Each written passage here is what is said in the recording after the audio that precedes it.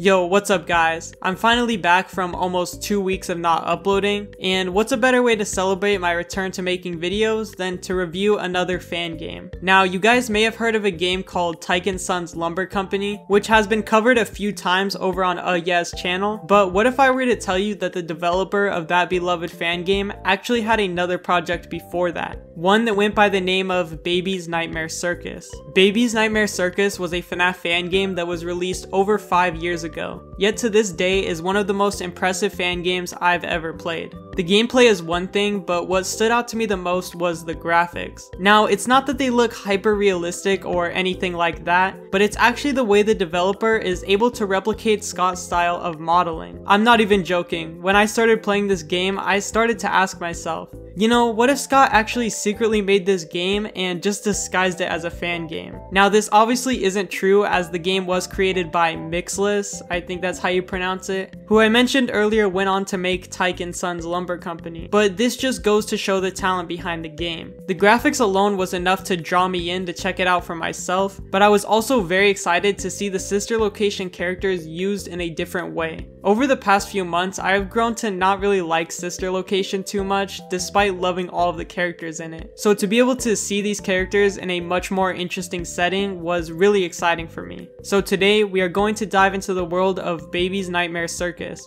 to see how good the game really is. Now, the first thing I want to talk about in this review is the gameplay. Before that though, I just want to say that there are two types of gameplay. There is the left side of the levels, which I will classify as the main game, and the right side, which I'll just call the side missions, so it's easier to understand. Now, to beat the game, you do have to do all of these missions, but think of the left side as like the Office kind of gameplay, and the right side being more akin to the fun with plush trap style of Fnaf gameplay. The game allows you to do the missions in whichever order you want, but I'll just go over the left side first. During these main missions, you are placed in the middle of 4 tents. There are 2 in front of you and 2 behind you. Clicking on one of these tents causes your character to run up to it. You then get an animation that lasts about 10 seconds before arriving in front of whichever section you are trying to check on. This gameplay focuses a lot on managing all of your resources and knowing which tent to check on at which times. The front left tent has Circus Baby in it. To stop her from killing you, you must flash her every once in a while to make sure that she doesn't escape the tent. If you walk in and she is right in your face, you will need to immediately run out or you will be jump scared. The front right tent features the Nightmare Biddy Babs. I think that's what they're called, I'm not actually sure. Very similarly to Circus Baby, you will need to walk in and flash them to stop them from killing you. These Biddy Babs will appear a lot more often than Circus Baby and will be the main reason for most of your deaths. But luckily there is an indicator when they start to appear. See, when they start to appear, your screen will start to flash black, and if you let it flash for too long, then you're dead. The back left tent features Nightmare Ballora. To stop her from killing you, you need to run into her tent and just watch her spin around for a little bit. Think of this kind of like a music box. If the bar reaches 0, you die, so you need to keep it up throughout the entire night. The back right tent is very similar to this. You need to run into the tent and hold W to wind up the music box. The music box takes longer to wind up than Ballora, but also runs out slower. This is where the resource management comes in. There are so many moments where you will need to decide which tent you can afford skipping over from one loop around the circus, and this leads to a very tension-filled and stressful gameplay loop. Let's say I only have Ballora up 3 bars and my screen starts to flash black. Do I wind it up all the way before getting rid of the Biddy Babs, or do I just stick it out? Because if I leave Ballora and go immediately to the Biddy Babs, then I will need to return to Ballora right after, which will waste precious time I need to check on Circus Baby and wind up the music box. It's very hard to explain how this gameplay loop works, as it sounds rather simple on paper, but when you are actually playing it, the whole thing just feels very stressful. The way the game makes you second guess yourself is something you don't see too often.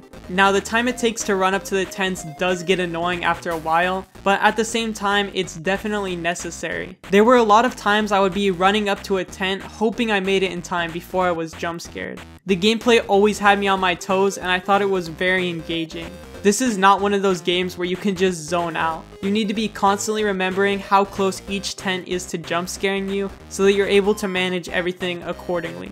The first night serves as kind of a tutorial mission. Then after this we get the next 3 levels. They are the same gameplay wise, with the only difference being that they get progressively harder. Then for the final 2 nights, the game introduces the fun times, which replace the sister location cast. Circus Baby is now Nightmare Funtime Freddy, and Ballora is now Nightmare Funtime Foxy. This was a pretty cool addition, however the gameplay doesn't switch up at all, which I found pretty disappointing. It also didn't feel any harder than the previous nights, so I would just think of these nights kind of like the Halloween update on Fnaf 4, basically just reskins of the animatronics. I really wish these fun times had different gameplay from the sister location cast, because this is something that the game severely lacks during these levels. Each night plays exactly the same, so there's never that feeling of the unknown during the later nights. Once I made it through the medium night, which was very hard, I had no worries for the actual hard night because I already felt like I mastered the gameplay. Now luckily we do get some variety via the right side of the mission list. The first 3 levels in this section take place in a new area of the circus. Now instead of having 2 tents in front of us and 2 tents in back, we now have 3 tents in front of us. The gameplay works like this. For the first night, the mini Rena will appear in one of the 3 tents, and you must use your flashlight to scare them off. If she is on the left, you will need to keep your light off until she goes away. If she is on the right, you will need to keep your light on until she goes away. And if she is in the middle, you need to flash your light. And I just need to go on a quick rant really fast. The hardest part of this entire thing was not the memorization or the time you had to survive. No, it was sticky keys. For some reason, the developer thought it was a good idea to make the flashlight only turn on by pressing the shift key. And since you need to spam the light to get rid of them, I was constantly getting sticky keys. Just listen to this gameplay, you can hear it spamming while I was trying to beat the level.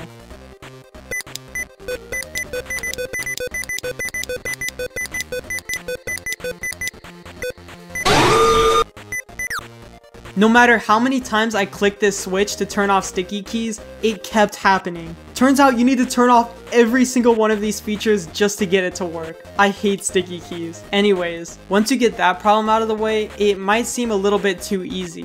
And well, it kind of is, but this isn't where the trick comes in. The trick actually comes in during the second and third night of this. These nights feature different animatronics, and with each different animatronic, they switch up the order. So now, if they are on the left, instead of keeping the light off, you need to hold it on. And instead of turning it off when they're on the right, you need to flash it.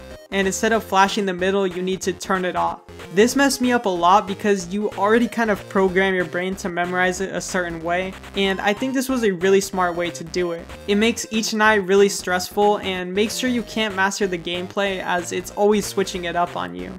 Besides the sticky key issue, I think this is a really cool gameplay concept and appreciate how the game messes with your memorization. If the game really wanted to step the difficulty up though, I think it would have been cool if there was a night where multiple of the animatronics were there at once. That would have been very hard to memorize if there was 2 you were interacting with at the same time. Anyways, the next side missions also switch it up. The next mission is called End Nights and has you going against only Nightmare Ennard, and this night just wasn't very good in my opinion.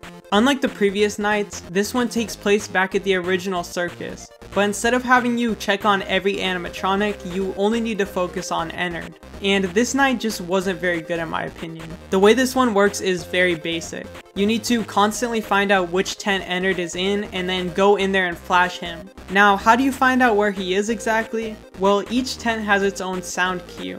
Once you know which sound cue leads to which tent, it's really easy. However, the game doesn't tell you which sound cue means which tent. So essentially, it's just trial and error until you figure it out.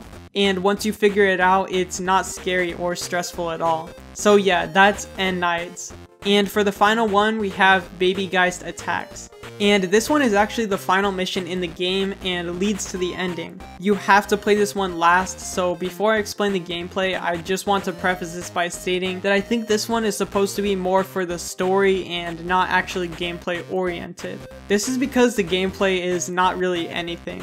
You need to go from tent to tent until you find Baby Geist, and once you find her, you just need to press S to shock her.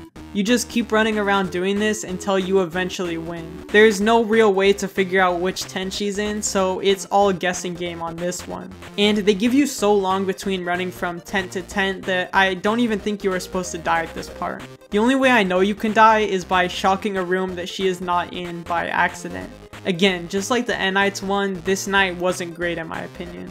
I do like the concept of Baby Geist and having to catch her and shock her, but the execution just wasn't great.